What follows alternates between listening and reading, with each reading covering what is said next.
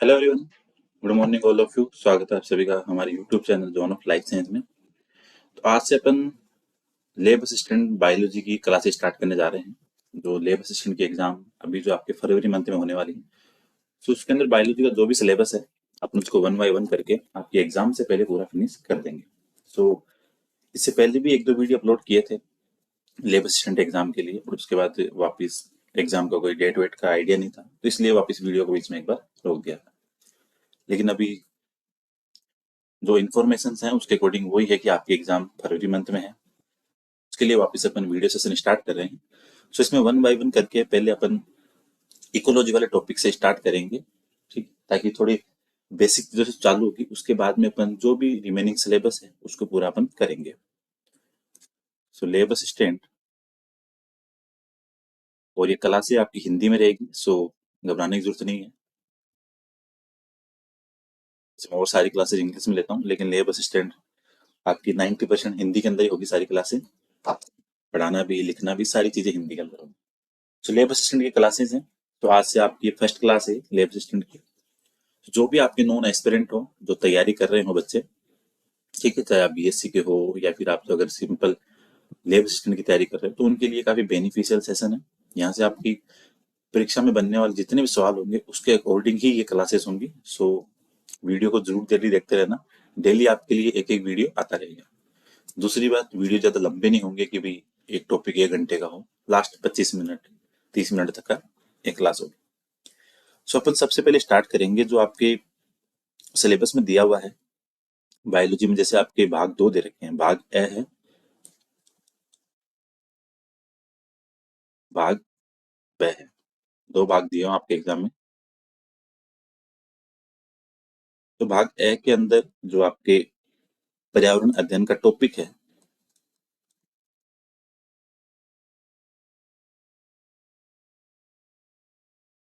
इसको अपन पहले स्टार्ट करेंगे। सो आज का जो अपना टॉपिक रहने वाला है वो है पारिस्थितिक तंत्र की संरचना और प्रकार।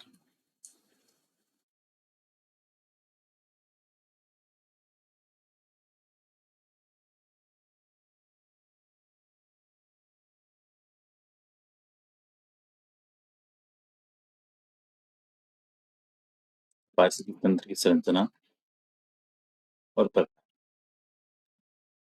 इंग्लिश में इसको कहते हैं इकोसिस्टम। तो अपन स्कूल में पढ़ के आते हैं कि एनसीईआरटी के अंदर जो इकोसिस्टम है, इकोलॉजी है, वो सारी बातें अपन यहाँ पे पढ़ेंगे वन बाय वन करके। सो पहले अपन बात करें कि इकोसिस्टम क्या है, पारिस्थितिक तंत्र क्या है। तो अगर इसको अपन सिंपल लैंग्वेज में ये कहें कि पारिस्थितिक तंत्र वो है, आप जो चारों तरफ पर्यावरण देख रहे हो, उस पर्यावरण के अंदर एक तो जो लिविंग, दैट मीन जो जैविक है, ठीक है, जो एनिमल रह रहे हैं, जो जीव रह रहे हैं, एक तो वो है। और एक वो है जो अजैविक है, ठीक है। तो कहने का मतलब जैविक और अजैविक घटकों के बीच में जो उनका संबंध है उनको अपन कह सकते हैं पारिस्थितिक तंत्र। जैविक तथा अजैविक घटकों का संबंध। हिंदी में मेरी राइटिंग थोड़ी सही नहीं है, लेकिन ट्राई करूंगा मैं पूरा हिंदी में पढ़ाने की, क्योंकि मेरी आदत इंग्लिश की पढ़ी हुई है। तो मैं वही क्लास लेता हूँ, तो इसलिए थोड़ी सी इंग्लिश वाली इश्यू, हिंदी में लिखने वाला थोड़ी इश्यू।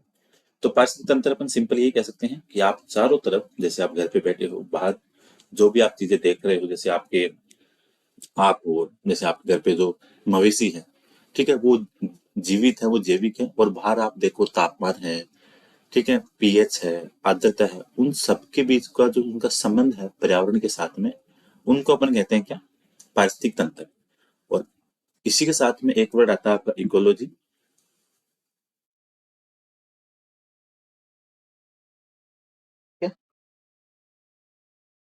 इकोलॉजी का मतलब ये है, ये जैसे इकोसिस्टम का मतलब तो हो गया कि जीवों का पर्यावरण के साथ में संबंध क्या है।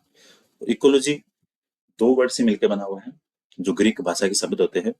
एक तो होता है आपका ओइकोस, जिसका मतलब होता है हाउस, और लोगस का मतलब होता है आपका क्या, स्टडी, ठीक है।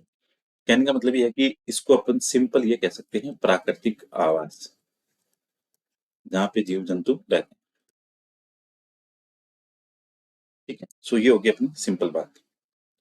अगर अपन ये बात करें कि अब अपने को इकोलॉजी में या इकोसिस्टम में आगे की चीजें पढ़ने से पहले थोड़ी सी बेसिक जो परिभाषाएं हैं वो अगर पता हो तो अपने लिए थोड़ी चीजें आसान रहेगी। तो अपन पहले बात परिभाषाएं हैं मेन मेन उनको देखते हैं कि पर्यावरण किसको कहते हैं, जीव किसको कहते हैं, ठीक है। समष्टि जैसे आबादी होती पॉपुलेशन उस क्या कहते हैं, समुदाय किसे कहते हैं, पारिस्थितिक तंत्र क्या कहते हैं, जीव मंडल क्या है, तो ये सारी एक बार परिभाषाएं अपन देख लेते हैं। तो इन परिभाषाओं को आप ध्यान रखना जो महत्वपूर्ण है।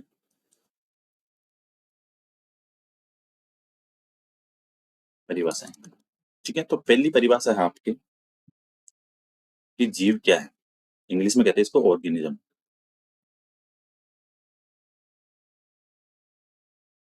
ठीक है। तो इसको अपन ये कह सकते हैं कि एक कोई भी एनिमल है जो स्वनियंत्रित है या प्रजननशील है, कोई इकाई है, उसको अपन कह सकते हैं क्या, जीव। ठीक। रासायनिक सह अस्तित्व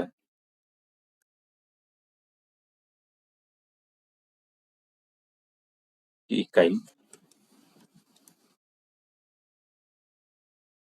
स्वनियंत्रित है और प्रजननशील है। स्वनियंत्रित तथा प्रजननशील,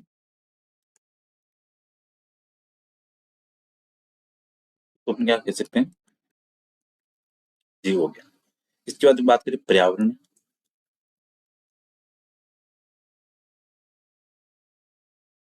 ठीक है। पर्यावरण ऐसे ये कह सकते हैं कि जिसमें जीव निवास करता है। सिंपल अपनी ये कहेंगे, इसमें जीव निवास करते हैं।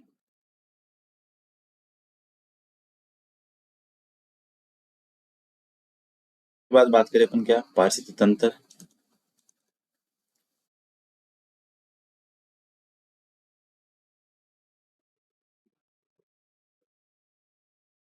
जैविक समुदाय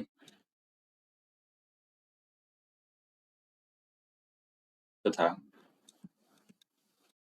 अजैविक वातावरण के बीच का संबंध।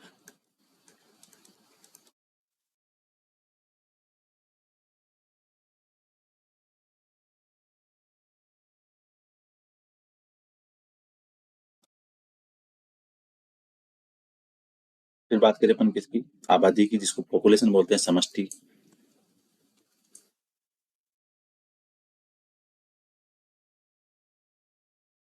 आबादी कहें या इसको समष्टि कहें, इंग्लिश में इसको कहते हैं पॉपुलेशन, ठीक है। कोई ऐसा समूह है जिसमें एक ही प्रजाति के सदस्य रहते हैं, ठीक है, जीवन यापन करते हैं, उसको बोलते हैं अपन क्या, आबादी। एक ही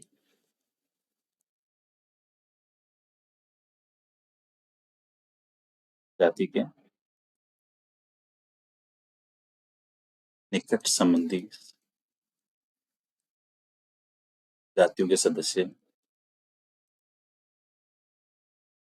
उसको क्या बोलेंगे अपन, आबादी।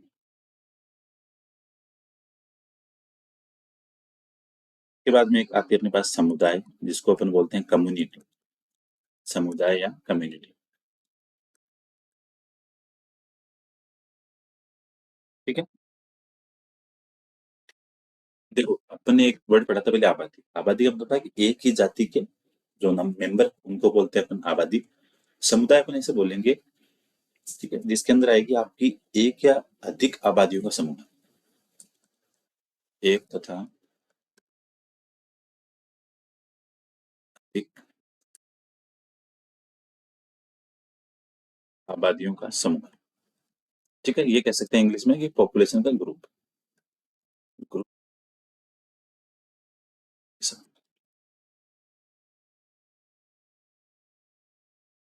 ठीक है। तो ये मेन मेन परिभाषा होगी।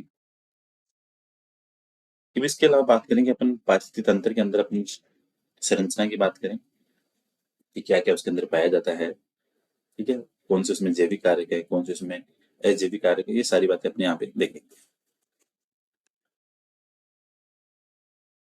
बात करते हैं संरचना की अपन, स्ट्रक्चर ऑफ इकोसिस्टम या पारिस्थितिक तंत्र की संरचना।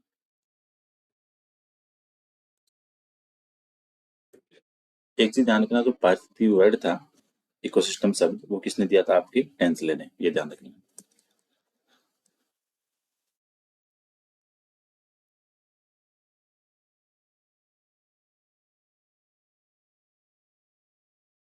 टेंसले ने। ठीक है, इकोसिस्टम वर्ड किसने दिया था? टेंसले ने दिया था। अब अपने को ये देखना है कि पारिस्थितिकी जो तंत्र है, इसके अंदर क्या क्या चीजें हैं जो इसकी पूरी संरचना बनाती हैं, कि कौन से इसमें जैविक कारक हैं और कौन से इसमें अजैविक कारक हैं। क्योंकि देखो, आप पर्यावरण में जब भी देखते हो तो जैविक कारकों में आपको तीन चार तरह के अलग अलग श्रेणियां मिलती हैं। जैसे कुछ आपको उत्पादक मिलेंगे, जैसे पौधे हैं वो उत्पादक हैं, उन उत्पादकों को खाने वाले जिन उन पे जो निर्भर हैं उनको अपन उपभोक्ता बोलते हैं। फिर आपके अपघटक आते हैं। तो यहाँ पे जितने भी लिविंग और नॉन लिविंग, वो सारे जो कंपोनेंट हैं, वो आते हैं आपकी इसकी स्ट्रक्चर के अंदर। तो अगर अपन बात करें कि संरचना में, आप सिंपल इतना ध्यान रखना, संरचना में एक तो आता है आपके जैविक घटक, एक आते हैं आपके अजैविक घटक। जैविक मतलब जो जिंदा है, लिविंग है, और अजैविक जो नॉन लिविंग है। जैविक की बात करें अपन यहाँ पे, कि जैविक घटक कौन से होंगे आपके? जैविक घटक में आएंगे आपके उत्पादक, प्रोड्यूसर, एक आते हैं आपके उपभोक्ता, अपन कंज्यूमर, एक आते हैं आपके विघटक, जिसको बोलते हैं अपन डिकम्पोजर। ठीक है, ये आते हैं आपके किसके अंदर? जैविक घटक के अंदर। तो ये चीज ध्यान रखनी है आपको। अजैविक की बात करूं यहाँ पे,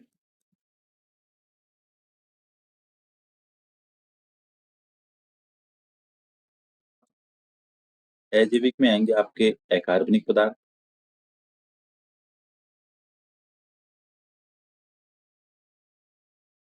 कार्बनिक पदार्थ।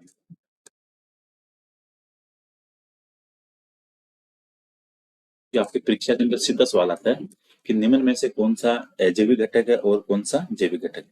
और एक आता है इसमें भौतिक वातावरण, फिजिकल क्लाइमेट। ठीक है, अब अपन एक बार इनको देखते हैं कि इनकी परिभाषा क्या क्या है, और इसके अंदर क्या क्या चीजें और इसके अंदर शामिल है। ठीक है, और अजैविक के अंदर जैसे भौतिक कौन से हैं और रासायनिक कौन से हैं, वो सारी अपन चीजें यहाँ पे देखेंगे। तो पहले अपन इनकी अगर परिभाषा देख ले कि उत्पादक किसको कहते हैं, उपभोक्ता किसको कहते हैं, और आपके विघटक किसको कहते हैं। तो पहले उत्पादक की परिभाषा देखते हैं।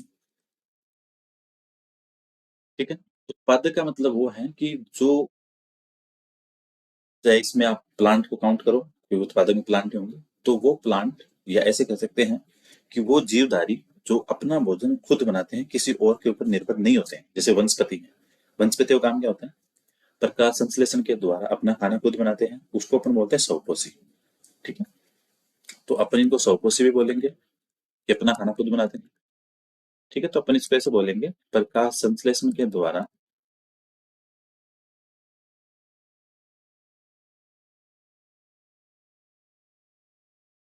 स्वयं का भोजन बनाने वाले जीवधारी।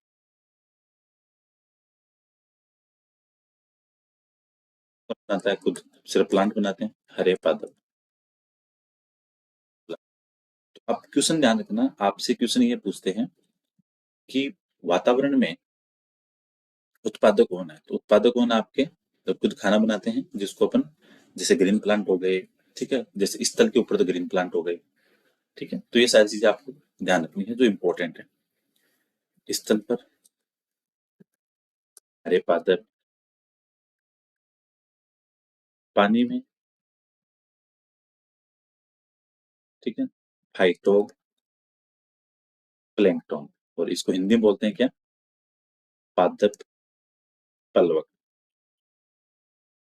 यानी अगर क्वेश्चन पूछे कि स्थल पे उत्पादक कौन है, तो हरे पादप, और पानी के अंदर कौन है, तो पादप पलवक, फाइटोप्लैंक्टन। तो ये आपको ध्यान रखना है। तो सिंपल आपको ध्यान रखना है, जो प्रकाश संश्लेषण के द्वारा खुद का भोजन बनाते हैं, उसको अपन बोलते हैं क्या? उत्पादक। अब आता है आपका क्या, उपभोक्ता। उपभोक्ता अपन उन जीवों को बोलेंगे जो अपना खाना खुद नहीं बनाते हैं, वो निर्भर रहते हैं उत्पादकों पर। जैसे अपन है, अपन खाना खुद हाथ से वैसे बनाते हैं, लेकिन डिपेंडेंट किस पे, प्लांट पे है, क्योंकि अपना को जो स्रोत मिल रहे हैं वो पादपों से मिल रहे हैं। ठीक है। अपना भोजन स्वयं नहीं बना रहे,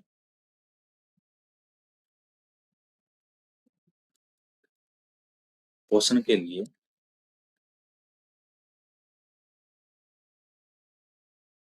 पादपों पर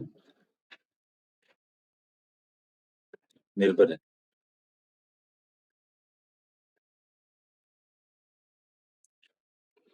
तो सिंपल आपको ध्यान रखना है कि वो जीव जो अपना पोषण किसी और अन्य पर निर्भर रहते हैं, ठीक है, जो निर्भर किस पर रहेंगे, उत्पादकों पे, तो उनको अपन बोलते हैं कि उपभोक्ता। अब उपभोक्ता में भी अलग अलग प्रकार आते हैं। जैसे प्राथमिक उपभोक्ता, प्राथमिक उपभोक्ता, ठीक, जो अपना खाना है वो सीधे प्रोड्यूसर से लेंगे, सीधा प्लांट से लेते हैं। ठीक है। भोजन से लेंगे, सीधा उत्पादकों से, पौधों से सीधा जो अपना खाना लेंगे, उनको अपन क्या बोलते हैं, प्राथमिक उपभोक्ता। उदाहरण की बात करें, जो आपके शाकाहारी जीव हैं, ठीक है, जैसे गाय, बकरी, भैंस, खरगोश, ये सारे सारे अपना खाना कहाँ से लेते हैं, प्लांट से, पौधों से। तो ये हो गए प्राथमिक उपभोक्ता। फिर आते हैं आपके द्वितीयक उपभोक्ता, जो अपना खाना कहाँ से लेते हैं, प्राथमिक उपभोक्ता से। खाना, भोजन कहाँ से लेंगे, प्राथमिक उपभोक्ता से।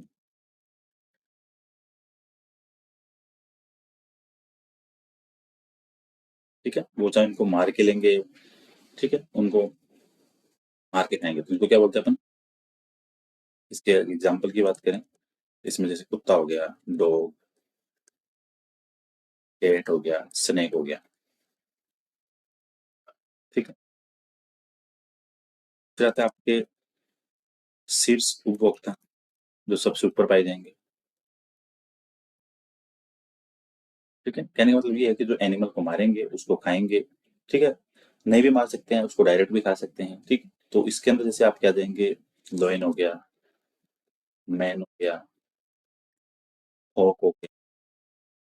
ठीक है। तो ये सारे एग्जाम्पल किसके, आपके शीर्ष उपभोक्ता के। तो प्राथमिक उपभोक्ता उपभोक्ता सीधे पौधों से खाना लेंगे। द्वितीय, जो आपके प्राथमिक उपभोक्ता से खाना लेंगे। शीर्ष उपभोक्ता, जो एनिमल्स को मारेंगे, उनको खाएंगे या उन पर निर्भर रहेंगे।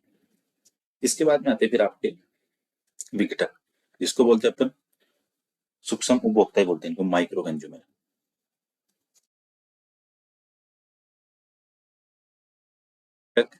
या इसको बोलते हैं सूक्ष्म उपभोक्ता। ठीक है। जैसे बैक्टीरिया और जो फंजाई होते हैं, जैसे वो क्या है, विघटक आपके, बैक्टीरिया और कवक। ठीक है। कहने का मतलब ये है कि जैसे भी आप वातावरण में देखते हो, किसी भी कारण से उत्पादक या उपभोक्ता है, जब उनकी डेथ होती है, मृत्यु हो जाती है, तो विघटक क्या करते हैं, क्रियाशील होकर, ठीक है, मृत जीवों को विघटित कर देते हैं और मूल पदार्थों को वापस से आपके अजैविक वातावरण में मिला देते हैं। तो क्या करते हैं, क्वेश्चन ये भी बनता है सीधा। ठीक है। इसमें आपको ऐसे याद रखना है, जीवों को विघटित करके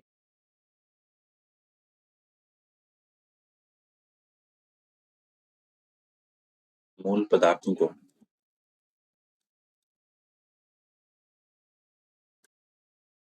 अजैविक वातावरण में मिला देते हैं। इसमें ये बनेगा कि कौन है जो मृतों, जो मृत जीवों को विघटित करके वातावरण में वापस मिला देते हैं, उनको क्या बोलते हैं अपन, विघटक, जिनका नाम से पता लग रहा है, डिकम्पोजर।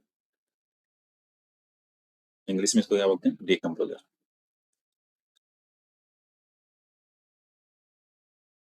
ठीक है। तो ये ध्यान रखना। ये बातें होगी।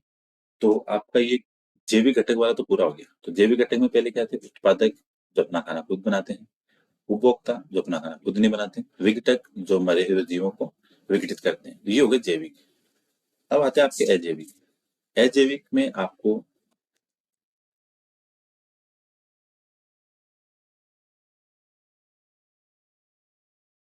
अजैविक में आपको दो तरीके से मिलेंगे। एक तो मिलेंगे आपको भौतिक कारक, एक मिलेंगे आपको रासायनिक कारक। एग्जाम में सीधा क्वेश्चन बनता है कि इनमें से भौतिक कौन सा है, रासायनिक कौन सा है। ठीक है, भौतिक में आपको जो ध्यान रखने हैं, ताप हो गया, टेम्परेचर, प्रकाश जिसको अपन बोलेंगे लाइट, जल वाटर, आर्द्रता जिसको अपन ह्यूमिडिटी बोलते हैं, आर्द्रता, मृदा होगी सॉइल, प्रवाह है जिसको अपन करंट बोलते हैं, दबाव जिसको अपन प्रेशर बोलते हैं। इंग्लिश में मैं बोलता जा रहा हूँ साथ में, तो आप लिख लेना। रासायनिक में आते हैं आपके वायुमंडलीय गैसें,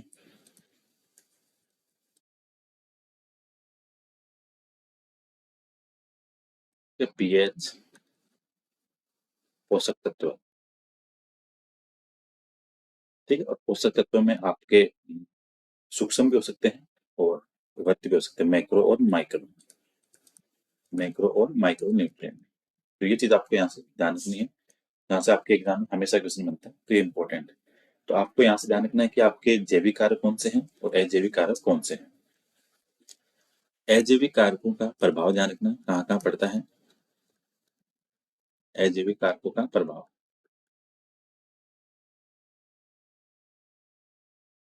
जीवों की वृद्धि पर, जीवों की वृद्धि तथा विकास पर,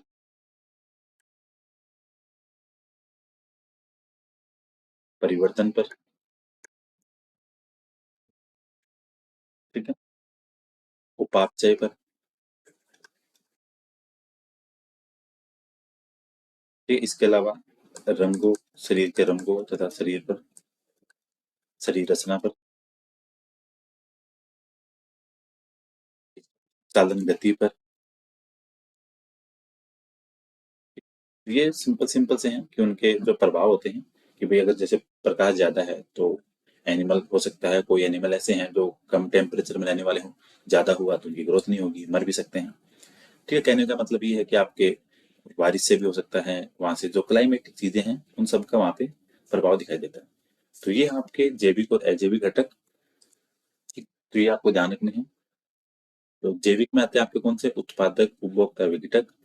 अजैविक में आते हैं आपके कौन से, उसको चाहे आप कार्बनिक में ले लो या अकार्बनिक में, तो उससे आप ये ध्यान रखना, अजैविक में आपके भौतिक कारक है और आपके रासायनिक कारक है। तो भौतिक में आपके ताप, प्रकाश, जल, आर्द्रता, मृदा, प्रवाह, प्रभाव और दबाव, और ये आपके रासायनिक कारक। सो आपको अजैविक, यहाँ पे जो मैंने ऊपर लिखा है, यहाँ पे आप सीधा ऐसे भी लिख सकते हो, अजैविक में जैसे इधर ये सब लिखा है तो इनकी जगह आप ऐसे भी लिख सकते हो, भौतिक और रासायनिक कारक, ऐसे याद रह जाएगा। तो ये था आपके जैविक और अजैविक घटक जिनसे बनता है पारिस्थितिक तंत्र, जो उसकी संरचना है। ठीक है, अब आता है कि आपके आपके प्रकार क्या क्या हैं।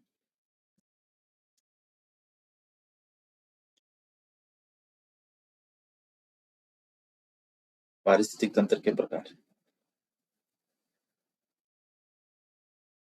को ध्यान रखना है, टाइप ऑफ इकोसिस्टम, पारिस्थितिक तंत्र के प्रकार।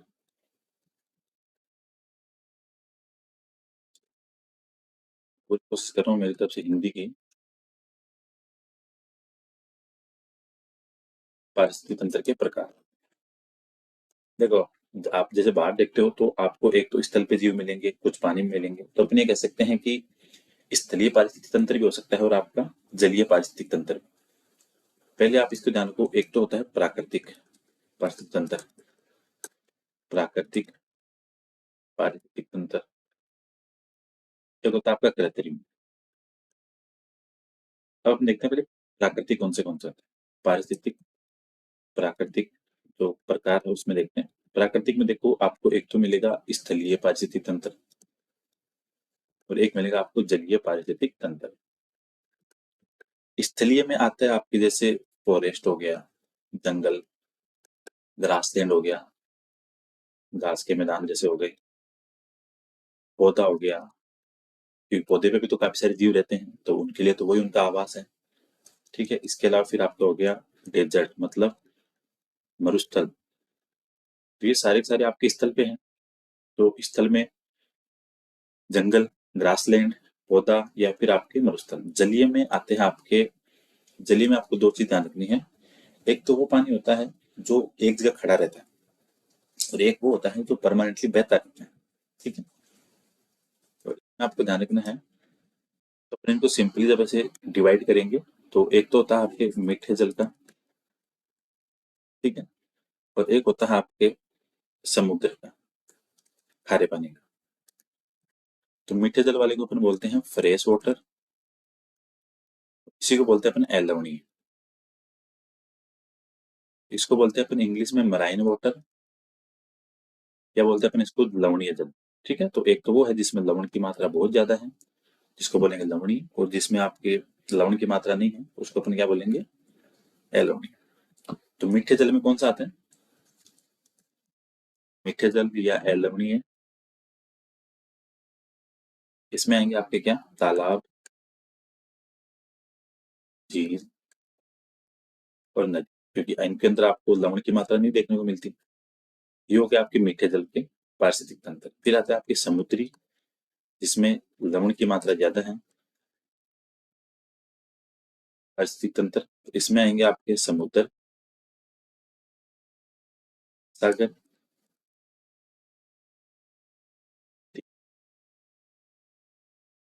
ठीक है, तो ये ध्यान रखना आपको।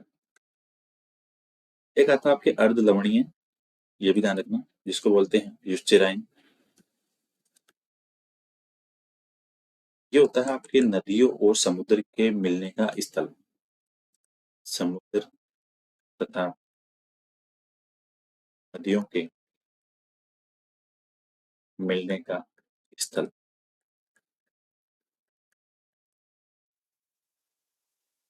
ठीक है, तो आपको सिंपल बात में ध्यान रखना है कि आपके जो पारिस्थितिक तंत्र है उसके प्रकार की बात करें, तो एक तो होता है प्राकृतिक प्रकार का और एक होता है कृत्रिम प्रकार का। प्राकृतिक में आते हैं आपके स्थलीय और जलीय। स्थलीय में आते हैं आपके जैसे फॉरेस्ट हो गया, ग्रासलैंड हो गया, ठीक है, जैसे यहाँ पे वन लिख लो, घास भूमि हो गया, पौधा हो गया, और आपके मरुस्थल हो गया। इसके बाद जलीय में आते हैं आपके मीठे जल, जिसके अंदर लवण की मात्रा नहीं होती, तालाब, झील, नदी, जिसको फ्रेश वाटर कहते हैं। एक वो पानी है जिसके अंदर लवण की मात्रा बहुत ज्यादा है, उसको बोलते हैं मराइन वाटर, समुद्री, उसमें समुद्र, महासागर। तो एक आता है आपके अर्ध लवणीय, जिसमें समुद्र और नदियों के मिलने का स्थल होता है। ठीक है, और ध्यान रखना, एक आता है आपके स्थिर जल, जिसको बोलते हैं अपन लैंटिक, मतलब पानी एक जगह स्थिर रहता है, बहता नहीं है वो। ठीक है, जैसे आपका एग्जाम्पल हो गया तालाब, ठीक है, झील, ये सारी किस्में आपके स्थिर जल में, जिसको बोलते हैं लैंटिक। एक होता है आपका लोटिक जल, जिसमें बहता हुआ पानी होता है, लोटिक, गतिशील पानी, बहता रहता है।